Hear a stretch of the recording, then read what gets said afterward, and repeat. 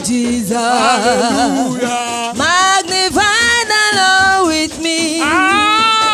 Exalt the name of Jesus. Two more times. Magnify the Lord with me. Exalt the name of Jesus. Magnify the Lord with me. Exalt the name of Jesus. Hallelujah. Magnify the Lord with me. Exalt the name of Jesus. Magnify the Lord with me. Exalt the name of Jesus. Able, abundantly able to deliver and to save. He's able, abundantly able to deliver those who trust in Him. He's able. He's able, abundantly able to deliver and to save. He's able, abundantly able to deliver those who trust in Him. I love the man. I love the of man of Galilee. Galilee. For He has done so very much for me. He has forgiven me all my sins and sent the Holy Ghost to me. I love the man of Galilee. I love the man. I love the man Yeah. of Galilee. For He has done so very much For for me. He has forgiven me all my sin and sent the Holy Ghost to me. I love the man of Galilee. I love the man. I love the man of Galilee.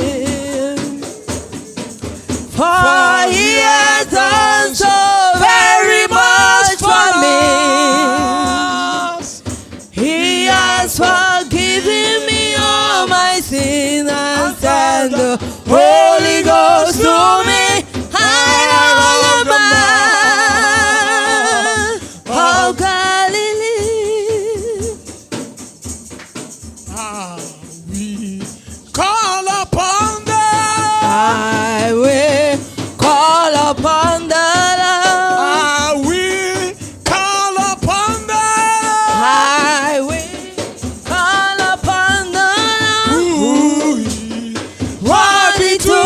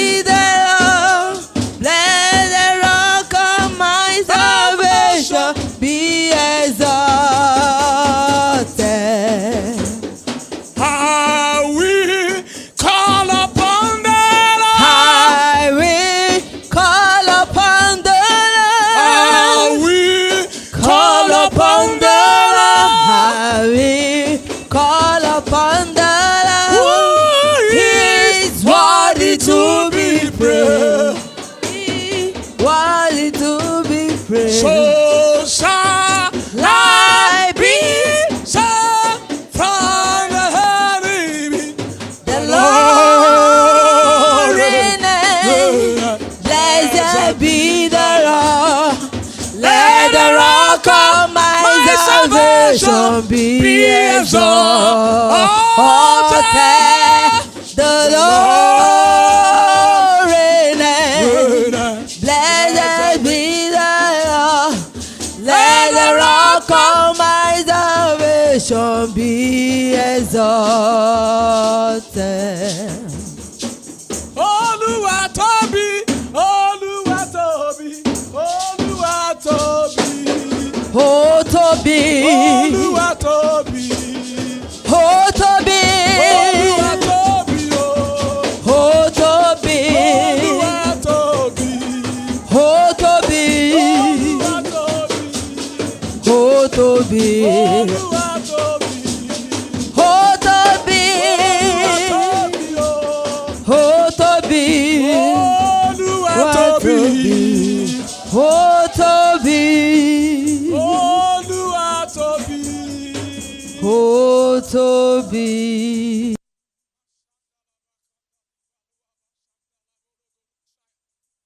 Aborobo sandalaba galaba sota kalaba lembro godo godo godo godo godo godo godo mazata kalabro soto korea jagada gada gada gabash lembro godo godo bigger than every mountain, bigger than everything.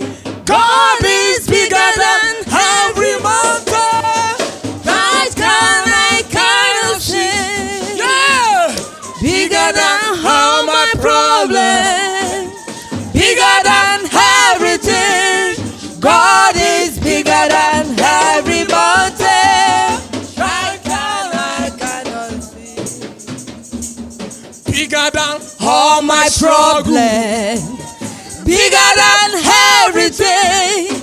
God is bigger than every mountain. I cannot see.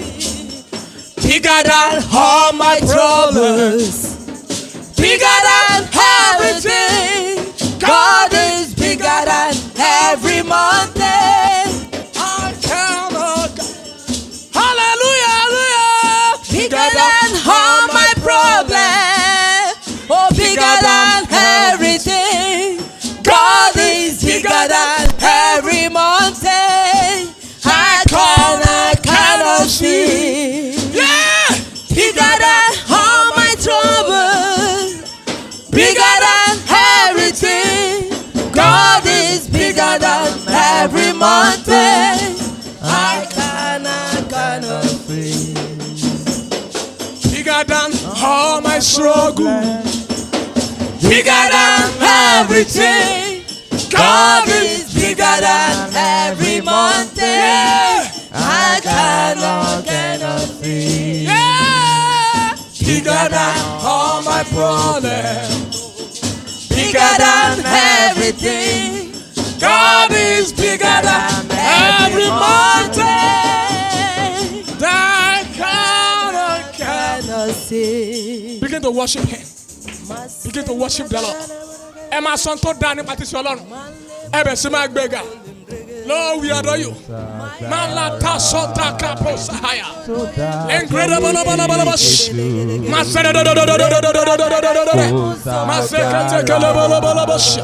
Masoto Kete Poloba. Masoto Kete Poswa. Mandredo Boshotola. Helabalabalabalabalabasha. Masoto Kete Bosha. Lembro godo godo godo gobosha. Ọlọ́run tí mo pè tó ń jẹ́. Ó ní Ọlọ́run mi, bàbá mi tó fi iná dáhùn. Ọlọ́run ni ó máa jẹ́. Ọlọ́run tí mo pè. Ọlọ́run tí mo pè tó ń jẹ́. Ó ní Ọlọ́run mi, bàbá mi tó fi iná dáhùn. Ọlọ́run ni ó máa jẹ́. Ọlọ́run tí mo pè ní kọ̀kọ̀, tó jẹ́ fún mi ní gbangba. Ìmọ̀ ìsọ̀lọ́run tó ní ẹnu, tí kò lè sọ̀rọ̀. Ìsọ̀lọ́run tó létí, tí kò lè gbọ́. Elétí ìlú kára bí ajere. Ọlọ́run ni ó máa Ọlọ́run tí mo pè ó. Ọlọ́run tí mo pè Tó ń jẹ́ òní Ọlọ́run mi. Bàbá mi tó fi iná dáhùn Ọlọ́run ni yóò máa jẹ́. Ọlọ́run yìí, Ọlọ́run aláìláì ni. Ọlọ́run yìí o, Ọlọ́run wa títí ayé ni. Gbogbo ẹ̀rọ ló ń jẹ́wọ́ rẹ̀ wípé kò sọ́ba bí rẹ̀. Gbogbo ẹ̀kú ló ń wọlé fún. Lọ́run àti láyé.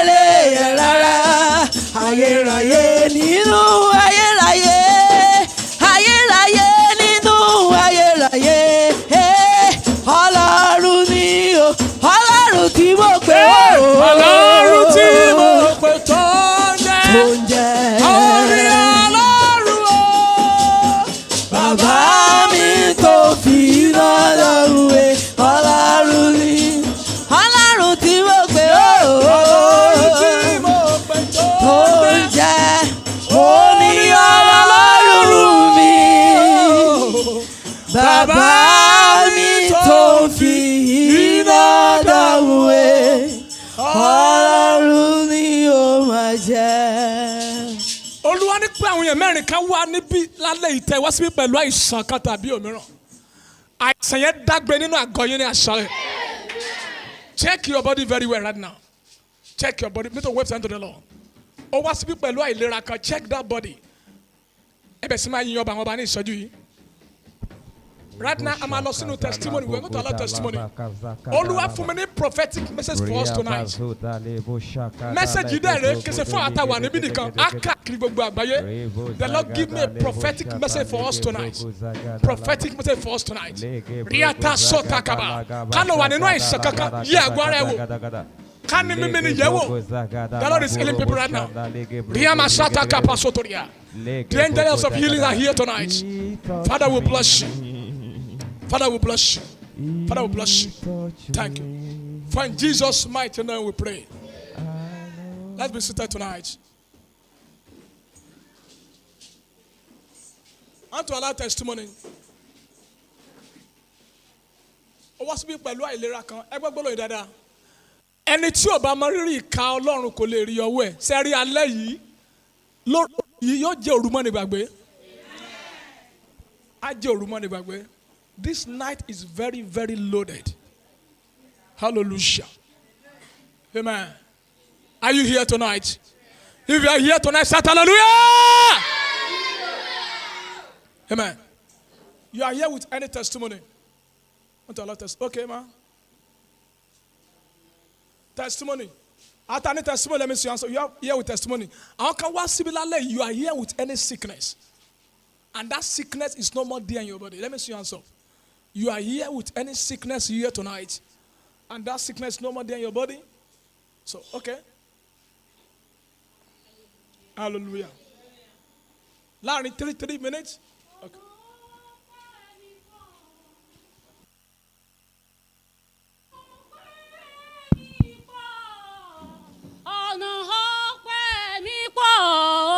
pọ̀ jọjọ sí bàbá ọ̀nà ọpẹ́ mi pọ̀ ó fàdé ògo dé mi lórí o ọ̀nà ọpẹ́ mi pọ̀ ó fàyọ̀ kún inú mi ọ̀nà ọpẹ́ mi pọ̀ is so merciful unto me ọ̀nà ọpẹ́ mi pọ̀ ó tún wá ṣe mí lóore ọ̀nà ọpẹ́ mi pọ̀ ọ̀nà ọpẹ́ mi pọ̀ sí bàbá ọ̀nà ọpẹ́ mi pọ̀ because he's so faithful to me ọ̀nà ọpẹ́ mi pọ̀ Olúwa bùkún ọlá mi ọ̀nà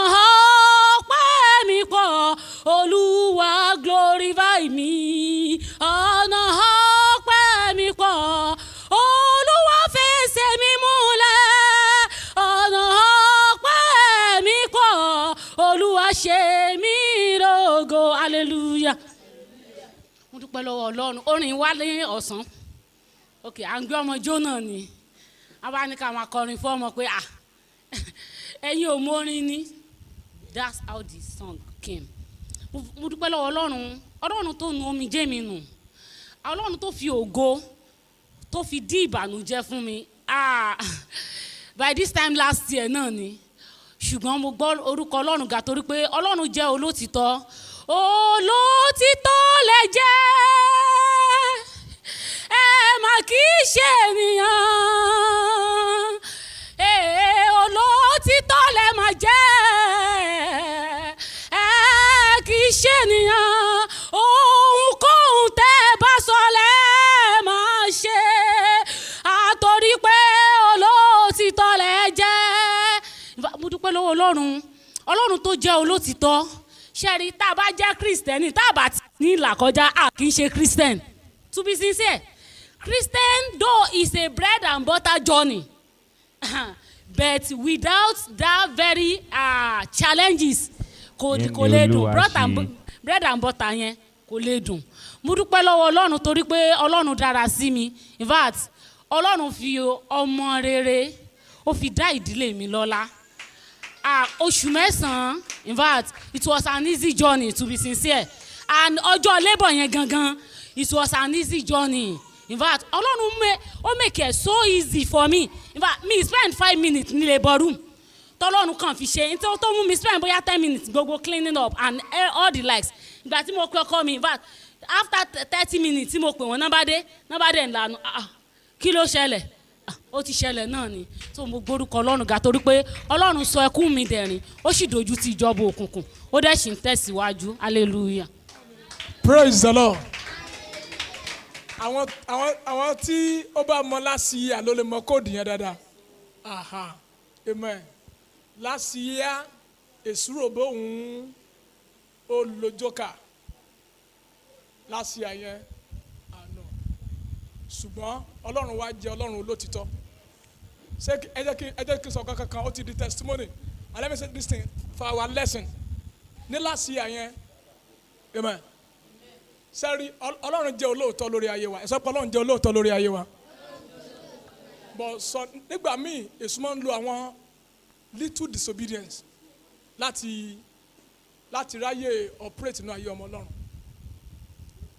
last year time tí wọ́n lóyún ní last year so wọ́n kàn pè mí pé wọ́n ti wà ní labour room ọmọ ti jáde placenta wọ́n bá ń wá placenta bí wà tí owó bá bọ́ sí abẹ́ carpet tongue bẹ́ẹ̀ làwọn náà ń jẹ everybody bẹ́ẹ̀ sì jẹ tongue but the Lord told me táyà tó wà nínú oyún pé kí n sọ fún ọkọ wọn pé Olúwa ní kó lọ sow seed 700 naira ìnìkan aṣọ ẹ̀fọn mi kó lọ sow seed 700 naira as a seed of aversion mi ò lẹ náà ti sẹ́ mi tẹ́ mu so bá ti wọ́n pray abẹ́ sí pray ntọ́ wọn abẹ́ sí pastor Olúwa sọ seed tí wọ́n sọ yẹ ti sẹ́ Ọlọ́run ti sẹ́ àti tó ń pray ntọ́ mo sáré pé pastor disappear kúrò níbi táwa mi ò bí mísà ọ̀sìn kan dẹ̀ níbi tó bímọ sí báyọ̀ ti lọ so kí ni ẹ sá lọ báyẹn ọmọ yẹn tó bí ọmọ yẹn after 3 days or 4 the second day ọmọ yẹn park padà nọ́ọ̀sì tí ó ṣẹ̀ṣẹ̀ mọ gbẹ̀bí tó ọ̀nà gbẹ̀bí twins wọ́n dẹ̀ make a stupid mistake ọmọ òjò àbí sẹ́jọ́ yìí wọ́n dábẹ́ fún blood ti wá pọ̀ jù sẹpẹ sọ akàn anani yẹ kàn sẹ kọjọ kan fẹsẹ̀ gbá nǹkan ìmọ̀ yẹn ẹni tó ń fẹsẹ̀ gbá pàtàkì yẹn kò ṣẹlẹ̀ èso akàn lọ́sẹ̀ mọ́ so àwọn làwọn ọmọ kankan àwọn sàlẹ̀ mọ́lẹ́ kọ́mọ wọlé so pásọ̀ wa bá mi pásọ̀ tó lè so sí di yẹn padà mọ́lẹ́ lè so ẹ̀ wọ́n dẹ̀ so ẹ̀ bẹ́ẹ̀ mo bá follow him so tí mo sọ ni pé we need to be very very careful eléyìí wọ́n ní pé ọmọ gbé di ibi nítorí ìkó gbé wa láyé ọ̀lẹ́ máa bí eléyìí in fact challenges sí ọ̀dọ̀ wọn ó jẹ́ kí faith wọn strong gan wọ́n náà fẹ́ sọ fún mi gan pé wọ́n ní di kan bá mo níbi tó wú o àwọn scout lè mọ̀rì kó mọ̀rì rí kúri èkejì nípa ọmọ máa ń tọrọ ẹ̀fẹ́ kó gbà bóyá ọmọ ń gbá bọ́ọ̀lù ó kọ̀dí sí goal post hallelujah sẹ́ni tí wọ́n bá gbègbè ayé ẹ̀ lórí tí wọ́n doctor ń sọ ìyá ní problem doctor wọ́n kàn jẹ́ mẹkáníìkì àgọ́ ara náà kọ́lọ́dọ̀ àgọ́ ara ìtìpa mẹkáníìkì ò bá dẹ̀ ká nínú àgọ́ ara ẹni tó sí kíni ẹni tó dá àgọ́ ara sí kíni bí sẹ́ kọ́ pààrọ̀ spare part hallelujah so the Lord bless us in Jesus. Any testimony again? Hallelujah. Any testimony again? Praise the Lord. Tonight, Father, we thank you for what you have done for your daughter. We thank you for your faithfulness. Torí pé ẹ mú ìlérí ìtúsílẹ̀ aláboyún sẹ́sìn wọn lára. Ẹ jẹ́ kí wọ́n bóyún kú. Ẹ jẹ́ kí wọ́n bí tán kú. Ẹ jẹ́ kí wọ́n bí òkú mọ́. Ẹ jẹ́ kómi kó pọ̀ ju omi. Ẹ jẹ́ kí ẹ̀jẹ̀ kó pọ̀ ju ẹ̀jẹ̀. Ẹ jẹ́ kómi kó ṣaláì tó. Ẹ jẹ́ kí ẹ̀jẹ̀ kó ṣaláì tó agbé ọ̀gá. Ó jẹ́ kí operation kó gba ògo. Àyàn Ọlọ́run gba ọpẹ́ wa. Ògo yíyá padà fún yín. In the name of Jesus. Father, tonight, speak to us. Let every one of us to go back rejoice. For in Jesus' mighty name we pray. Hallelujah. I'm a gbàdúrà ní alẹ́ yìí, but the Lord give me this prophetic word for us tonight. Book of Hebrews chapter 11. Hebrew 11. Ní àṣálẹ́ yìí, tonight I'm talking on the subject that I titled creative power. Agbára ìṣẹ̀dá. Creative power. Hebrew 11:3.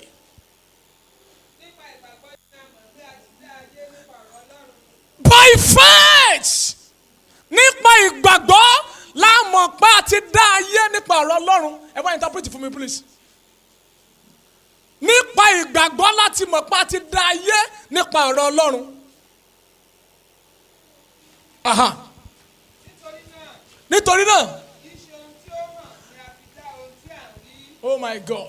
Kì í ṣe ohun tó hàn la fi dá ohun tó hàn sí wa, kì í ṣe ohun tí a rí la fi dá ohun tí a rí. That's 3. Ó ti sọ bàbí. Thank you ma. Ẹ gbàgbọ́ náà yìí ní àṣálẹ́ yìí. Hear this word tonight. Bíbélì fi yé wa ohun tí Ọlọ́run fi dá ayé àti ọ̀run. The Bible makes us to understand what God used to create heaven and earth. Èkíní ó fi yé wa wípé nípa ìgbàgbọ́. Firstly, it makes us to understand about faith. Ni Olúwa fi dá ayé. That God used faith to create the world. Àti wípé kì í ṣe ohun tí a rí. And it's not what we can see. La fi dá ohun tí a rí. That we use it to create what we are Nínú ìwé seeing. Jòhánù orí kìíní. In the book of 1 John. Ẹsẹ̀ kìíní sí ìkẹta. From verse 1 to 3. Ó ní ní àtètè kọ́ṣe ni ọ̀rọ̀ ti wà. In the beginning was the Word.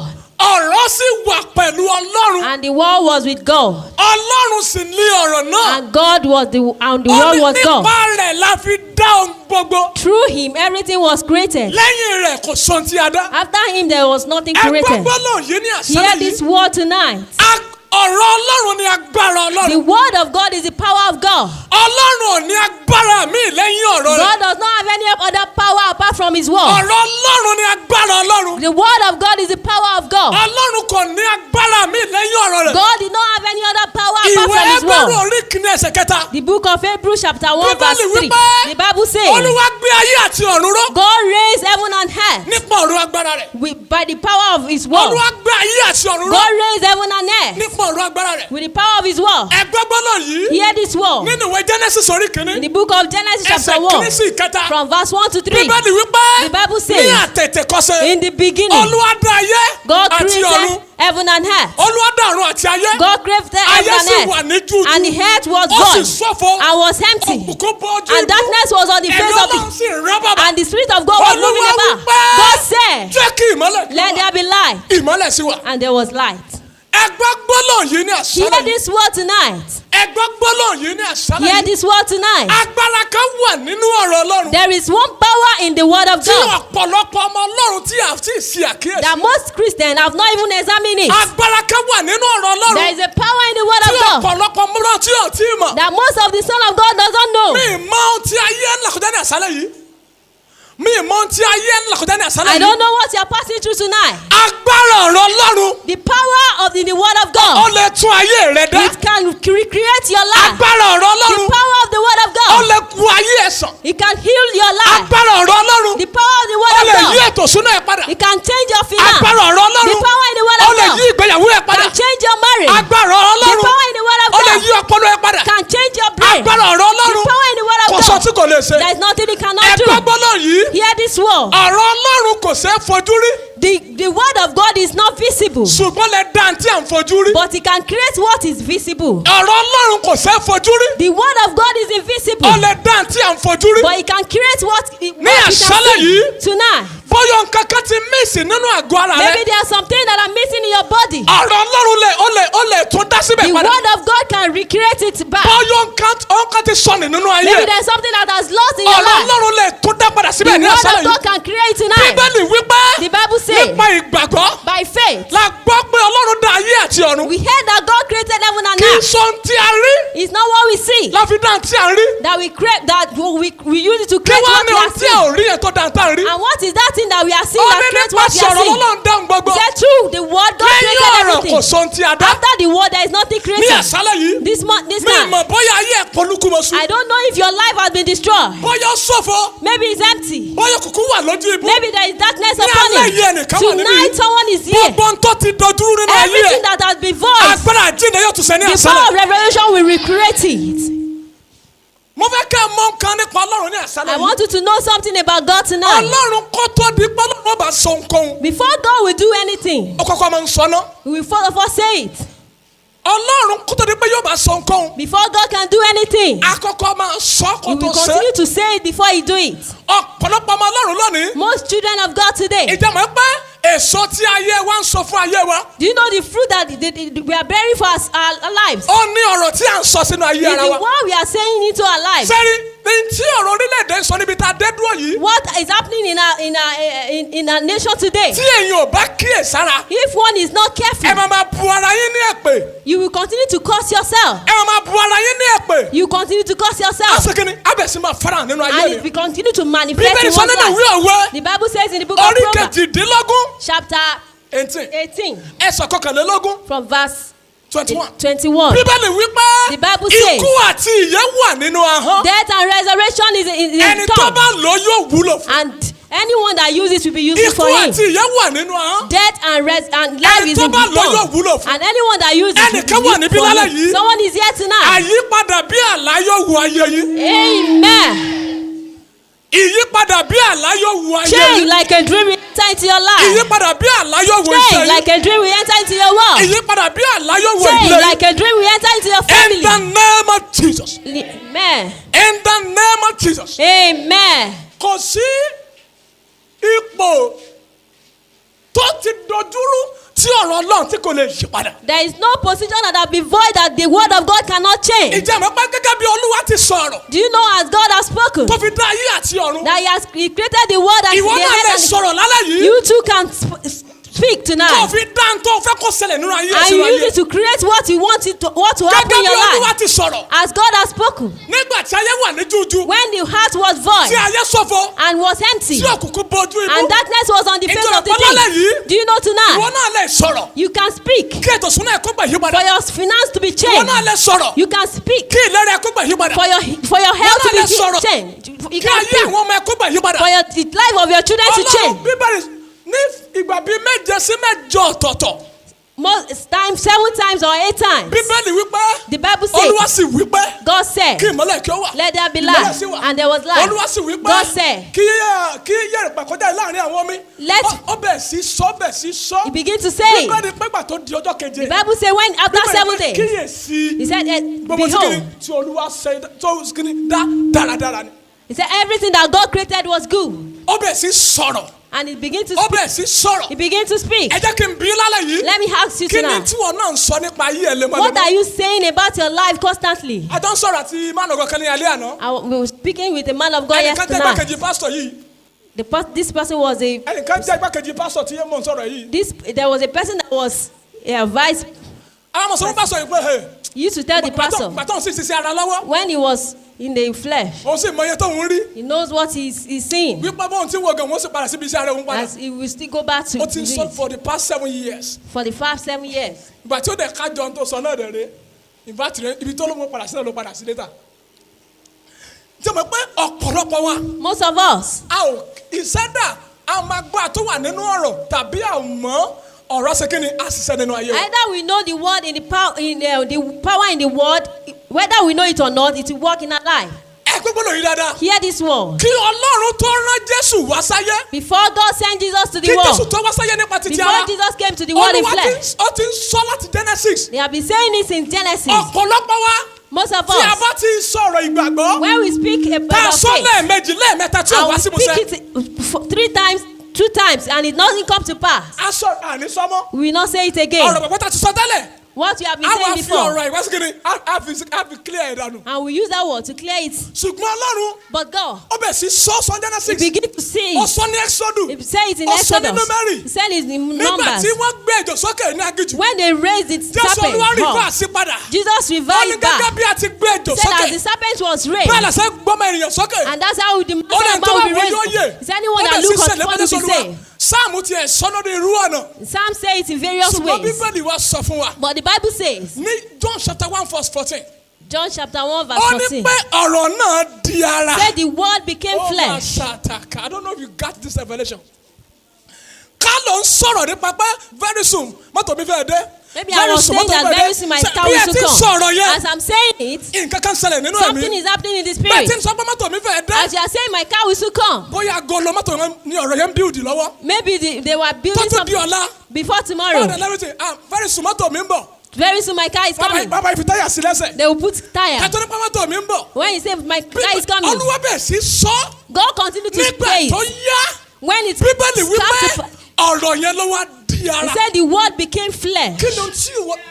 Ọ̀rọ̀ náà sì di ara. Ó máa ṣàkàtúlẹ̀ àdàbàs. Kí ló di ara?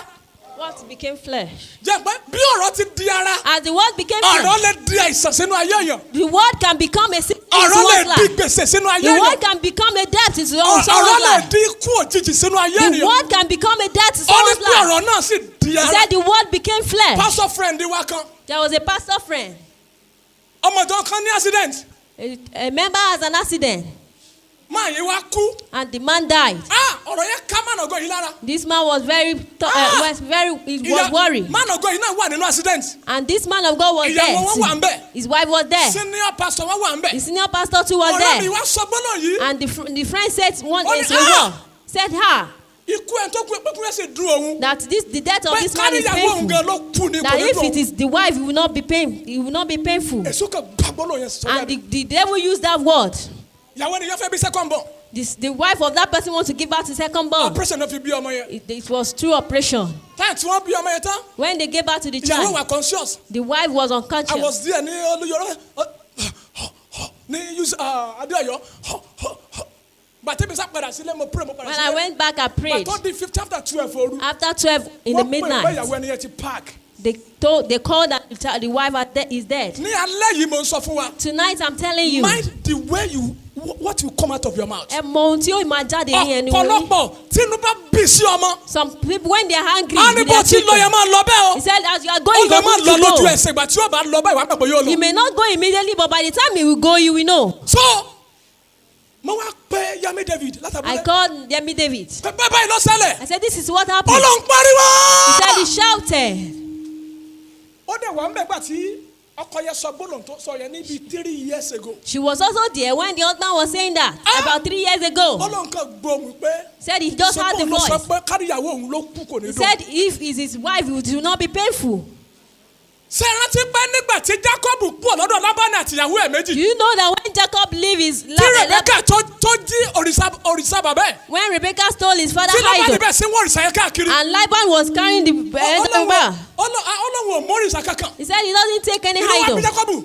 Jacob was angry. òrìṣà kúkú ni yóò. Is there anybody that take this idol will die? Ọlọ́run yẹn wá lọ dúró dègbà tí Rebecca sì kiri tí ó deliver. Because when to wait for him, ó ní for kálábọ̀ her, bímọ kú nínú Bíbélì. it was the only one that gave Agbára back tó wà nínú ọ̀rọ̀. the power in the world. Ẹ kíyèsí Bíbélì yẹn dá. Kí Examine Ọlọ́run tó that place. sọ nǹkan. If God says Abẹ̀ something, sì máa sọ. it will continue to say. Abẹ̀ sì máa It will sọ. continue to Kí say. ni tí wọ́n náà ń sọ And what lemọ́lemọ́? are you saying constantly? Kí ni tó ń sọ What are you lemọ́lemọ́? saying? Mo lá kíní yẹn táyà tí mo kọ́kọ́ lọ táyà tí mo lọ sí Ghana. I learned something when I went to Nítorí Ghana. mo kàn wíṣí pé mo fẹ́ lọ sí Ghana. Then I wish to go to Ghana. Mo mọ̀ pé agbára wà nínú ọ̀rọ̀. I know there is power in the Ẹ̀kú world. rẹ̀ dáadáa ní àárọ̀ yìí. Hear this Tí o word. bá lè change ọ̀rọ̀ ayé ẹ̀ yóò yí If padà. you can change your word, your life will Ọ̀rọ̀ ẹ̀ change. lè yí ètò súná ẹ̀ padà. Your word can change Ó lè your yí ayé àwọn finance. ọmọ ẹ̀ padà. Your word can change your children's life. Mo bẹ̀rẹ̀ sí sọ fáwọn èèyàn. I begin to Mi tell mọ people, anybody ní Ghana. I don't know anybody in Mi dé Ghana. Ghana rí. I have not been there Mo sọ before. fún ẹ pé very soon máa lọ sí Ghana. I said very soon I will be there. Láìpẹ́ ìmáa lọ Ghana. Very soon I will be there. Láìpẹ́ ìmáa lọ Ghana. Very soon I will be Mo there. dẹ̀ sọ fún bíi 7 months. And I say it for Tí 7 Ọlọ́run months. bá nílò kó sọ pé ọmọ òun ń bọ̀ fún 4,000 years kó tó wá sáyé kò sí ìgbà tẹ́ kọ̀mẹ́sì tó nǹkan gidi tí ò wá When tó. God has been proclaiming that his son is coming, there's nothing you proclaim that is not Genesis come to pass. 3:15. He said it in Genesis Ó ní pé irú ọmọ 3:15. ẹ̀ yóò fọ́ lórí. He said Òun yóò pa ní kìkìsẹ̀. Ó bẹ̀ sí sọ. he began to Nínú say ìwé it. Àìsáyà ó bẹ̀ sọ In pa. the book of Isaiah, he Ó bẹ̀ began sí to sọ. say it. He began to say Ó ti it. ń sọ. As he was Ní saying ọ̀rọ̀ it, yẹn di orí and the Jésù. word is Bó ti ń becoming sọ. the hair. As he was saying Àwọn it, join yẹn. the hand Bó joined ti ń it. sọ. As he was saying Ẹsẹ̀ it, join yẹn. the leg Nígbà joined tó it. di ìkórìtà kan. When he gets to Bíbélì a pé position, ọ̀rọ̀ yẹn di ara. and the word became flesh. Ìyá máa ṣàtúnlẹ̀ àdàbàṣe. Mo ti kọ́mẹ́sì kí ni yẹn kò tí tó bí èyí yà. I've been confessing it's not up Àkàlọ́ to kí a ẹnìkan year. àti wáìfù mi. I Àlọ́ kí ẹnìkan àti wáìfù went mi. to greet someone. I am my wife. Àbúrò mọ́ mi wọn kan. The younger one of their Àbúrò mọ́ mi mother, wọn kan wọ́n lùsọ ọmọ wọn. they lose their child Wọ́n wá lọ stage ọdún ẹ̀gbọ́n mọ́ mi wọn. and went to stay there. So àwa lọ kí wọ́n bá ti wá ń bọ̀. As we are coming, A kàn mi mọ̀ pé ẹ̀gbọ́n wáìfù mi kọ́ àtúnjẹ́ missionary in Ghana. I don't know that there is one of A my kàn pàdé family, ẹni yẹn ní junction and Alákíá. we met him at Alakia Ẹ̀gbọ́n Junction. wáìfù mi bá ní pẹ̀lẹ́ bùrọ̀ tó dúpọ̀ alábìrìtì àmọ́jọ kíra. Báwo ni gbogbo Ghana gbogbo wáìfù mi? Ghana ń bọ̀. I call my Ghana. wife, Ghana, how? Wọ́n bá dé introduce wa síra wa. And we introduced each Wọ́n ní mo other. ti plan àti wá mísà ń Ghana. I said, I plan to minister in January wọ́n ní kí n Ghana. má wọrí. Báwo He ń said- bọ̀ nílé ní June. Said he's coming back in Ṣé June. ẹni yẹn ẹni ẹ ti ní chọ́ọ̀chì márùn-ún Ghana ẹni tó fi so lórí chọ́ọ̀chì ẹ̀ ní Ghana kó tó pò Ghana èmi mo fún un láti Nàìjíríà mi. Ohun tí mo sọ ni wípé What am I saying? agbára wà nínú ọ̀rọ̀ Ọlọ́run. There is power in the word of God. Ká ní tí ayé ẹ nílò ti exist láti lè create ẹ̀. Maybe what your life needs is as existed to create it. Ìgbà tí mo ń gbọ́ lọ́n gbọ́ fún ẹni tí mo fẹ́ fẹ́. When I was believing God for the person I want to Mo wá marry, ka ìwé man of God kan. I read a man of God book. Yọngi Joe David Yọngi Joe. Man of God yìí This man of ó God, lọ kí pastor kan. he went to greet a Pastor pastor. yìí wọ́n ní kó bọ̀ ń pray fún sister kan tó ti dàgbà tó ń wọ́kọ́. The pastor said you should help her to pray concerning a sister that was looking for a Ó wá bí husband. tí sàyẹ̀ pé báwo ti fẹ́ kọ́kọ́ ẹ orí. He said, how do you want your husband to be? Ìyẹn bọ́lá bá ti fẹ́ náà ni. He said, the way God wants Pastor it. ìdáná pé tó o bá sọ bó ti fẹ́ kọ́kọ́ ẹ orí. If you don't get say out. how you want your husband to be, go away. Ó wá ń sọ ẹ sọ fún mi pé nígbà tí Jésù sọ fún Bátálómì afọ́jú ó mọ̀ pa afọ́jú nǹkan méjì ló lè fẹ́. Bóyá o fẹ́ ríran bó fẹ́ mọ tọrọ bára ń so bóyá o fẹ́ anoint kó lè bá ọmọdé ó gbà nínú bára hallelujah. Hallelujah. Jésù kí ló fẹ́ kí èmi kó ṣe fún ọ. Jesus asked, what do you want me Ó to ní do kí for èmi you? kí o lè He ríran. said, for that I may see. Ó wá bí wọ́n àyẹ̀ ní sísà yẹn ní kọ́ṣà bíi mẹ́wàá. He has a Ó kọ́ mark bí sísà yẹn pé 10 questions. àtọ́dún mélòó ti ń bèrè fún. Since when have you been asking for a Ó husband? látọ̀dún mẹ́wàá. He said, since 10. Sọ́nà wà á dán Ọlọ́run ò mọ̀. He Ó wá said, bèrè question mẹ́wàá lọ́wọ́ he ẹ̀. has 10 questions. Ó ní kó wá kọ́ síbi kan. He said you should write it somewhere and begin to confess it. Nígbà tí year later tí pásítọ̀ tí wọ́n lọ kí pásítọ̀ A tó ní year kó mọ̀ pray fún yàn. later, when the pastor came to greet each Ó wá ní other, pásítọ̀ Joe the sister she has get wedded but he is married. he said, this man has been got married. He has got married. Báwo ló ti ṣẹlẹ̀? How did it Exactly happen? gbogbo ohun tó kọ síbẹ̀. Exactly all what he has written. But mo wá ka kíní yẹn. When I read it, That's 98. It's around Èmi náà 98. wá kọ́ mo ti fẹ́ kí sísá mi. Kí And yẹn I tí mo fẹ́ kọ́ rí. also write Mo fẹ́ what kọ́ light in I complexion. want her to like in Mo complexion. sá kọ́ pẹ̀tí mo kọ́ dé mẹ́sàn-án mi mọ̀ tí mo When I kọ́ kẹwàá wrote wọn. it, I don't know what to write again. Mo bẹ̀ sí confess ọ̀rọ̀ Ọlọ́run. I begin to confess the word of Tí God. màá tí wàá fi mi jọ ṣe ẹ̀kọ́ jọ mọ́ra.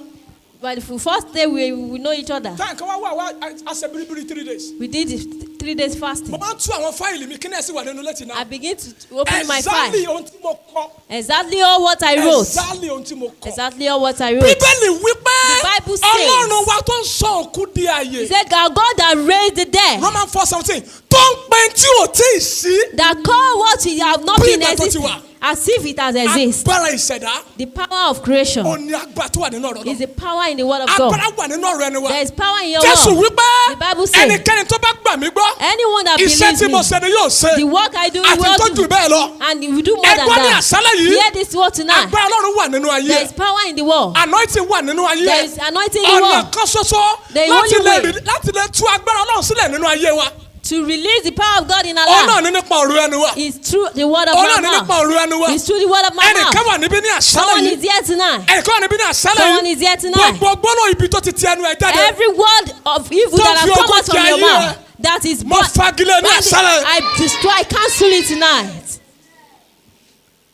Gbogbo gbólóhùn ibi. Every evil word, Gbogbo gbólóhùn ibi. every evil word Tó ti ti ẹnu ẹ̀ jáde. that comes out from your Tó mouth, fi ogún jẹ ayé that ẹ̀. is disturbing your Lálẹ́ life yìí. tonight, Mo fagilé lórúkọ I Jésù. cancel it in Jesus' name. Ọ̀pọ̀lọpọ̀ wa. Most of us, Àwọn gbólóhùn tó ń ti ẹnu wọ́n dẹ̀ sí àwọn ọmọ. the words that comes out of to our Téèyàn bá ní children, pé tí ọmọ bá ṣẹlẹ̀ fi máa sọ àwọn gbólóhùn. Ó dáa kéèyàn lu ọmọ ju ká máa sọ àwọn ọ̀rọ̀. it is tó better dáa for fọmọ. us to beat a child than to talk to him Nígbà or her. tá a bí Manuel. When we gave birth to Emmanuel, Ibì kan wú níbi orí ẹ̀ báyìí. there is a split that swelled up on his head. Wọ́n ní pé bóyá ọpọlọ àbí nǹkan sá. They said maybe it's the brain. Ó fẹ́ disfigure orí yẹn. You want to discover the Ó bẹ̀ head. sí kóòtù ọ̀rọ̀ Ọlọ́run. I begin to quote the word of God. Orin Jacob chapter 1. Bíbélì pé gbogbo ẹ̀bùn rere àti ẹ̀bùn tó pé láti ọ̀dọ̀ Ọlọ́run ló ti ń The wá. Bible says all gifts came from God. Ọlọ́run lè dá orí kóríkórí ó wá dàbí ìgbà tó kóyàn ní sílẹ̀gàmà lórí hallelujah. Mo Hallelujah. bẹ̀ sí confess ọ̀rọ̀ Ọlọ́run. I begin to confess the word of God. Mo ti ń confess ọ̀rọ̀ Ọlọ́run. As I was Orí ẹ̀ confessing, bẹ̀ sí take shape. and the word Ó dẹ̀ ní kó má fi begin nǹkan to jó. take shape. It's as if Mo bẹ̀ sí confess ọ̀rọ̀ Ọlọ́run. I begin to confess Àti the word kọ́ of wípé God. It is gbogbo written. ẹ̀bùn rere Every àti ẹ̀bùn gift tó pé and the one láti that ọ̀dọ̀ is Ọlọ́run ti wá. complete is of Àti from kọ́ God. wípé mo bẹ̀ sí sọ̀rọ̀ I Ọlọ́run. begin to speak the Mo word of sọ God. fásitì mo bẹ̀ sí confess ẹ̀. I begin to confess the word of Ó God. bẹ̀ sí kí ni orí ẹ̀ bẹ̀ sí take shape. And the word, Ó bẹ̀ sí the take word shape. begin to take Ẹ wo orí ẹ̀ shape. bó ti smooth sí hallelujah. Hallelujah. Amen. Amen. Agbára wà nínú ọ̀rọ̀ Ọlọ́run. There is power in the word of God. Agbára wà. Mo sọ testimony yẹn nínú message mi I kan. say this testimony in one of my Ìkan messages. lára àwọn twins. Tí One of the tí omi things. gbóná dà sí ní àyà. Hot water poured in our chest. Ọmú kan ti ré dànù. One of the breasts is Àyà out. yẹn dàbí wà tán bá yan ẹja yíyan. It's as if Ẹja aláràn, tó bá yẹ ẹja it's aláràn, like wọ́n a tún máa- smoked fish. Tó bẹ̀. In fact, neighbor wa kan ministry man ẹni yóò lé tí ó fi san kò sọ̀kalẹ̀ wá wò. Nọ́ọ̀sì sọ wípé Not said. ó ní yàyà yẹn yóò so mo ní kò lè so Said it láíláí. will never. Hallelujah, mo ní kò lè so láíláí. A tún sọ padà. Tẹ́sù bá sọ̀rọ̀ yẹn náà sọ títí ilé lórí. Èso náà lè gbẹnu anybody sọ̀rọ̀. The devil can use anybody to Ó ní talk. kí ni òsò mo ní kò lè so láíláí kò lè so kò síbi tí ó so sí. Hallelujah, Hallelujah. hallelujah. Hallelujah. Wọ́n bẹ̀ sí treat ọmọ yẹn. Begin to treat her. And now to the invertebrate ẹ kàn lè rí little spot ọmọ tó rẹ̀ dànù ti padà bẹ́ẹ̀ ẹ má lọ sí àyìntẹ̀ dárúkọ kankan nù hallelujah tálọ́ mi fẹ́ lọ mọ sí àyè ọmọ ọlọ́mọ amen. Ó tí mo sọ ni wípé What am I saying is, ìwọ ni wòlíì ààrẹ you are the prophet of yourself. tí gbogbo ayé bá ríran gidi sí ọ If everybody is seeing Fún àṣà tó vision bẹ́ẹ̀ di sí about ayé you ẹ, and tí prophesying wọn about kò your bá life, ríran rẹ sí ara ẹ tó sọ̀rọ̀ rẹ if sílẹ̀ you are not irú seeing ẹni bẹ́ẹ̀ ò ní vision lè about ṣe rere. yourself, you cannot prosper. You can create your destiny through your word. Ní àṣálẹ̀ yìí Tonight, a fẹ́ gbàdúrà we want to pray. àdúrà wa kó tó pé màá gbé microphone sílẹ̀ Our prayer before I drop the á mic jẹ́ àdúrà àsọtẹ́lẹ̀. is to bring a Ẹgbẹ́ prayer of gbọ́dọ̀ yìí. prophecy. Hear this word. Ìyàtọ̀ wà láàrin àsọtẹ́lẹ̀ àti ìsọtẹ́lẹ̀. There is difference between prophecy and To prophesy. to prophesy. Ìyàtọ̀ wà láàrin àsọtẹ́lẹ̀ àti ìsọtẹ́lẹ̀. There is difference between prophecy and to prophesy. Hallelujah. Hallelujah. Àsọtẹ́lẹ̀ ìsọtẹ́lẹ̀ oníkéyàn wọnú ẹ̀. Kó ní kúrí máa sírí. Prophecy is for someone to go into the spirit. Èmi Olúwa mo gbé mọ́tò dé.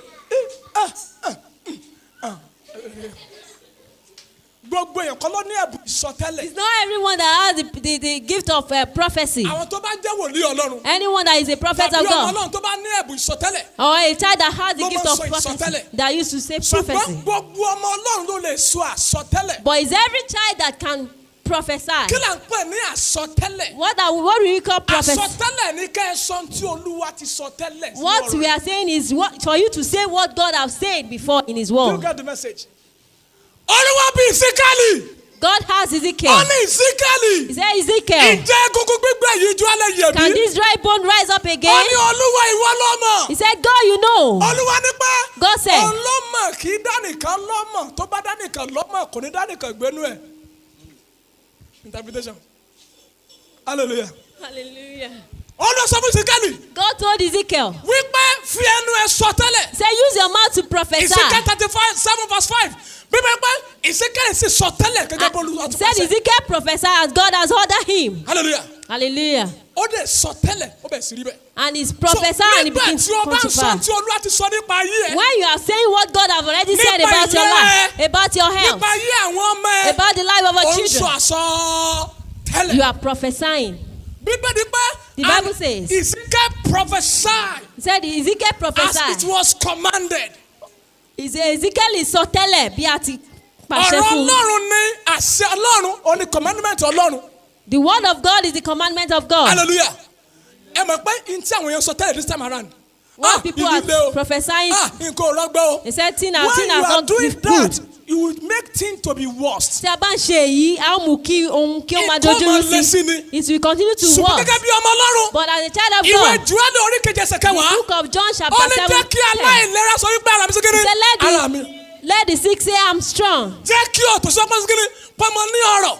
Let the poor say I'm rich. Èdè ni pé bí a ti ń sọ àwọn nǹkan wọ̀nyí. As you are saying these things, Nǹkan mẹ́ta la ṣẹlẹ̀. 3 things will happen. Nígbà tí a bá ń sọ tí Ọlọ́run sọ. When you are saying what God is Lórí saying ètò ìṣúná yín. about your Lórí finance, ìgbéyàwó yín. about your Lórí marriage, ayé ọmọ. about your Lórí children, ìlera. about your health. Bíbélì sọ ní Isaiah 44:26. Bible says in book of Isaiah 44 verse 46, 26. 26, Bíbélì pé The Bible says, Olúwa fi ọ̀rọ̀ àwọn ìránṣẹ́ rẹ̀ múlẹ̀. God established the word of his servant. Olúwa fi ọ̀rọ̀ àwọn ìránṣẹ́ rẹ̀ God múlẹ̀. established the word of his Ránṣẹ́ náà servant. tó wà níbí kọ́kẹ́ hallelujah.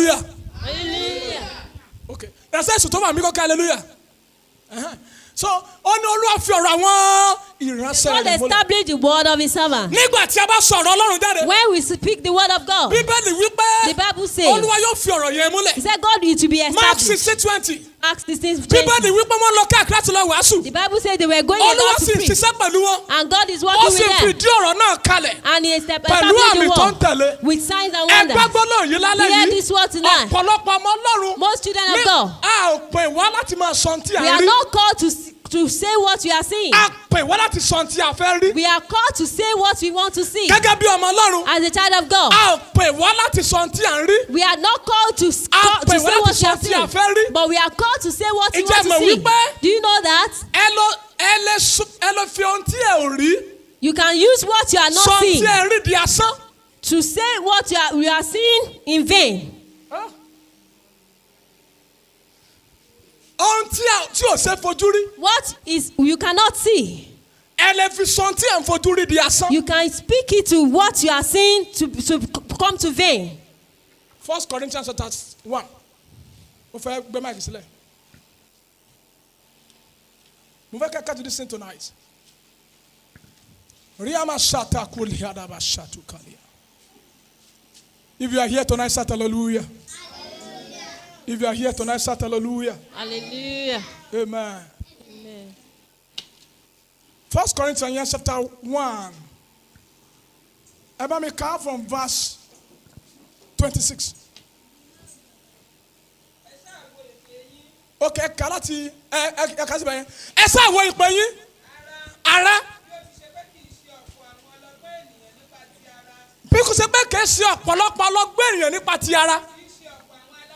Kìí ṣe ọ̀pọ̀ àwọn alágbára. Kìí ṣe ọ̀pọ̀ àwọn ọlọ́lá ni a pè. Mo fẹ́ kẹ́ ọ nísinsìnyí bẹ́ẹ̀ dáadáa o. Olúwa ti yan àwọn wèrè ayé láti fi dààmú àwọn ọlọ́gbọ́n.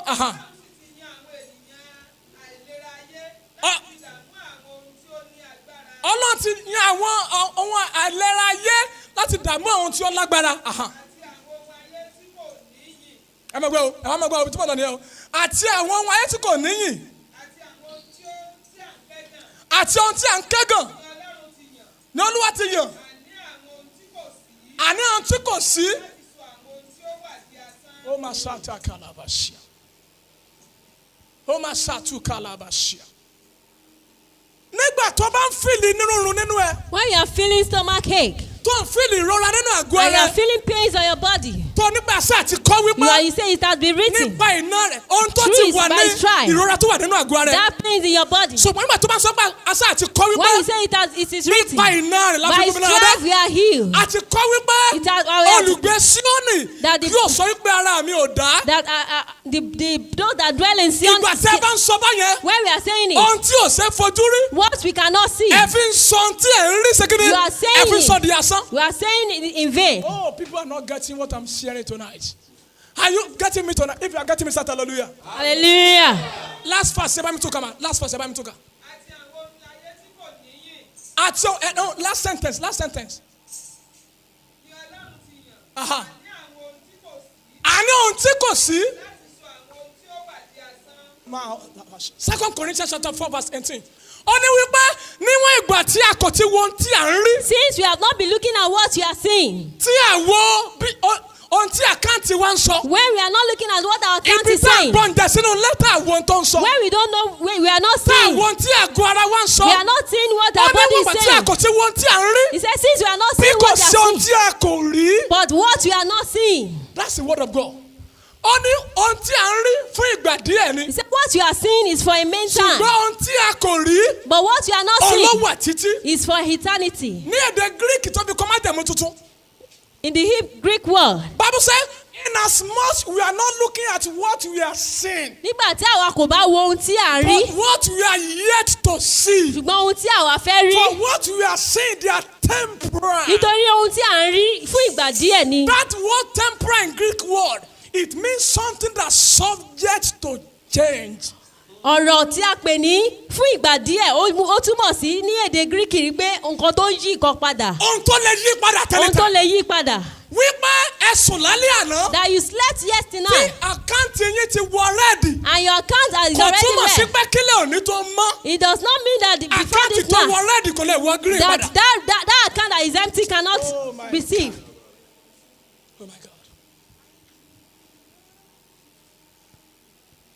Níwọ̀n ìgbà tí a kò wo ohun tí à ń rí. Since we don't see what Bí we are kò sí seeing, ohun tí a kò rí. but what we are not seeing, Torí ohun tí ẹ ń rí. because what we are Fúngbà díẹ̀ seeing ni. is for a main time, Ṣùgbọ́n ohun tí a kò rí. but what we are not seeing Ọlọ́wà títí. is for Ẹ eternity. gbọ́ gbọ́dọ̀ yìí lálẹ́ yìí. Hear this word tonight. Ìṣòro yín kò kalẹ̀ lọ́run. Your problem is not in Gbèsè heaven. yín kò kalẹ̀ lọ́run. Your debt is not Ìyàgá established in yín kò heaven. kalẹ̀ lọ́run. Your burden is Àìsàn not yín kò kalẹ̀ established. lọ́run. Your sickness is So not ó lè established in kú heaven. at any time. It can die Ó at lè any yí time. padà at any time. It can change at Ohun any tí time. iṣẹ́ yín sọ kò kalẹ̀ lọ́run. What your work is saying is Psalm not established in 119 heaven. verse 130. Psalm Ó 119 ní verse 9 láì Olúwa. says forever. Ọ̀rọ̀ rẹ̀ kalẹ̀ ní ọ̀run. Your word is settled in Láì heaven. Olúwa. Forever. Oh Ọ̀rọ̀ rẹ̀ Lord. kalẹ̀ ní ọ̀run. Your word is Kò settled sí in heaven. àjẹ́ tó lè yí ọ̀rọ̀ There Ọlọ́run is no padà. witch that can Kò change sí the oṣó world. kò sí ẹ̀mẹ̀rẹ̀. There is no wizard that Ṣùgbọ́n can tí change the ọ̀rọ̀ world. Ọlọ́run ọba kalẹ̀ nínú But ayé when rẹ̀. the word will be Ó established in nílò your, láti agree pẹ̀lú Ọlọ́run. you need to agree with the word of God. Ọ̀pọ̀lọpọ̀ wa Most of us, ìdí tí àwọn kankan fi ń ṣe inú ayé wa ni pé the reason why most things are happening in our a life, agree pẹ̀lú èṣù, a agree pẹ̀lú we Ọlọ́run. are agreeing with the devil and not God. Orí ọmọ ṣáàtà kàlàbà ṣe. Mi ò bẹ́ẹ̀ wọ̀nyẹn gẹ̀tì mi ní àṣálẹ̀. Nígbà tẹ́ bá ń sọ tẹ́ fílì nínú àgọ́ ara. When you are saying what you are feeling Do in your not tell me. body, Ẹ̀hẹ́ agree pẹ̀lú èṣù. you are agreeing with the devil. Èṣù gbé symptoms wá. The devil brings Tẹ́ bá ti symptoms. fún lọ́kọ̀ báyìí rẹ̀ ti agree pẹ̀lú èṣù. When you give it name, you are agreeing with the Gbogbo devil. ohun tó wà láyé ló ń wọ ọkọ. All what is in the world, it has Bíbélì name. pé orúkọ tí Ádámù sọ gbogbo ohun tó wà láyé ni wọ́n ń jẹ́ dòní. The Bible says all the name that Nígbà God tó bá gave. tẹ́ bá fílì kankan nínú àgọ́ ara When you yín. are feeling something in your body, Tẹ́ ẹ̀ bá tí ì pè lórúkọ kò tí ì jẹ́ and nǹkan yẹn. if you are not giving it name, it will not come to pass. Ọmọ tí wọn ò bá bí. The child that has not been given Wọ́n lè birth polówó. to, can it be named? Nígbà tẹ́ bá ń fílẹ̀ sínú àgọ́ ara yín. When we feel anything in your body, Tí ẹ bá sọ pé kí ló ojú ìmọ̀ sọ́bà kankan ibà yìí náà ni. is this fever? O ti fún lóko nìyẹn. You have given it name. Bẹ́ẹ̀ ló dìbà nìyẹn o. It will become fever. wá sẹ́yìn inú iná ọmọ tí ẹ It is ní. this stomach ache. Owó tí ẹ mọ̀ bóyá ọ̀sà ni. I don't know if it is ulcer. Bóyá kíní kan bákan ni.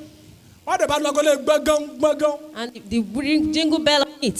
So nígbà tí a bá ń sọ tí ọ̀rọ̀ orílẹ̀-èdè Nàìjíríà sọ. When we are saying what the economy is saying, Agree pẹ̀lú ẹ̀sùn you yẹn. are agreeing with the devil. Nígbà tí a bá ń sọ symptoms tá a feel nínú àgọ́ ara. When you are saying the symptoms Ẹ are feeling in agree your body, pẹ̀lú ẹ̀sùn nìyẹn. you are agreeing with the devil. Bíbélì sì wí pé And the Bible lẹ́nu says, ẹlẹ́rìí méjì out of 2 witnesses tàbí mẹ́ta or 3, lásìkò ní láfi òdodo múlẹ̀. the truth will be established. Tí Ọlọ́run bá sọ wípé nípa iná rẹ̀. When God says by Láfi mú ọ stripes lára dá. we are Tí healed, wọ́n ní pé ṣé ìsorí fún yìí ni ó pa mí. and you say, is it not this headache that will kill me? Tí ó pẹ́ nìyẹn ló ń sọ yẹn o. That is what will kill that person. Ìdí nìyí This is the kò sí reason. bí màá nọ́gẹ̀ tí lè wà anointed tó. There is no how the man of Tí God will be wọ́n pray fún anointed. ọlẹ́sẹ̀ pé Olúwa wò sàn. And they pray for you that be healed. Tálẹ̀ sẹ́ nípa Olúwa ìnira ẹ̀pọ̀ jẹ́ máa lọ. And they say, is this pain is Torí too pé much? pásítọ̀ kan ló ń jẹ̀rora. It is not Ọlọ́run possible. gbọ́n tálẹ̀ ìsànsọ ẹni yóò kàn kú dànù. And the person will just Are die. you getting my point tonight? Kí ni tó agree pẹ̀lú? What are you agreeing with? Kí ni tó agree pẹ̀lú? What are you agreeing with? Bíbélì wípé The Bible says, lẹ́nu ẹlẹ́rìí méjì out of 2 Tàbí witnesses mẹ́ta. or 3, ní àfìdí òdodo mọ́lẹ̀. the truth shall be established. Mo mọ̀ pé láìpẹ́ yìí I know very màá soon. wàásù káàkiri gbogbo I àgbáyé. will preach all Mo mọ̀ around pé the láìpẹ́ world. yìí Very ẹ soon. bá wò mí káàkiri gbogbo kébù You káàkiri will àgbáyé. be able to see me Mo on the bẹ́ẹ̀ lọ sọ cable. kankan ní máa yẹ ṣètì. Mo mọ̀ pé láìpẹ́ yìí He said, very soon. bílíọ̀nù yóò dìde níbí yìí. The millionaires will rise Mo mọ̀ up pé here. very soon I know very soon. àwọn oníṣòwò àgbáyé obìnrin yóò dìde níbí yìí. Businesswomen of the world will rise Oníṣòwò up. àgbáyé ọkùnrin yóò dìde níbí yìí. The business In the name of Jesus. Amen. Mo mọ̀ pé láìpẹ́ yìí níbí yìí. know very soon here. Let's stand on our feet. I have to stand on our feet. Let's rise on our feet. I have to flow with this flowing tonight. Agbára ǹjẹ́ mo pẹ́ àdá wà ní ẹnu wa Do you know that is a cutlass in our mouth tó lè la ọ̀nà fún ibi tí ẹ lọ láyé. that can make a way for us? Bíbélì sọ̀rọ̀ kan ní The Sam. Bible says we will.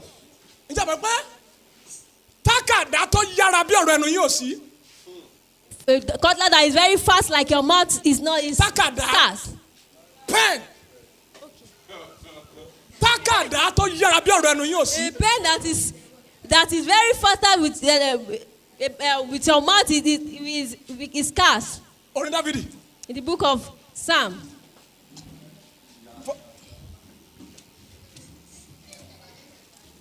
Hallelujah. Orin Dávidi 45. Psalm Verse 1. 45 verse 1. Orí àmà ṣàtàkàtà.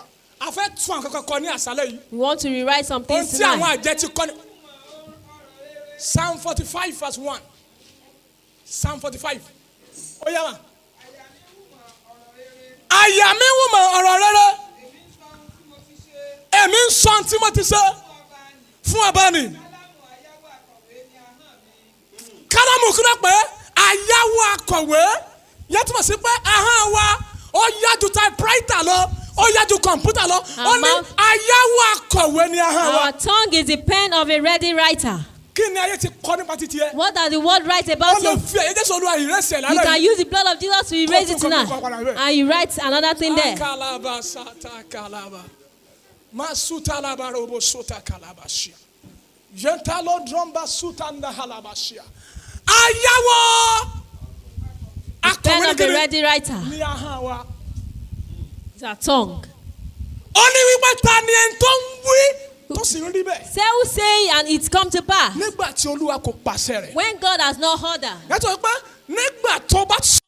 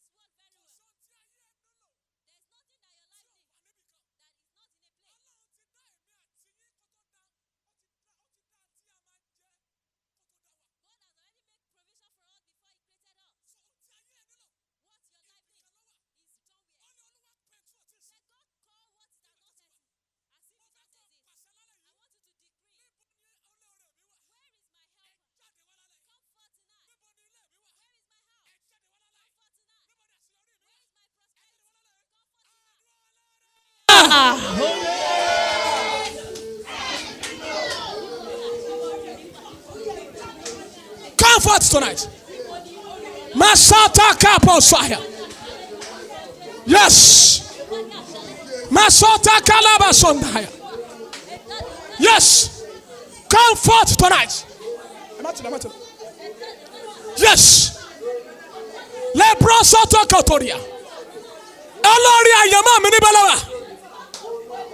Ẹ jáde wá lálẹ́ yìí.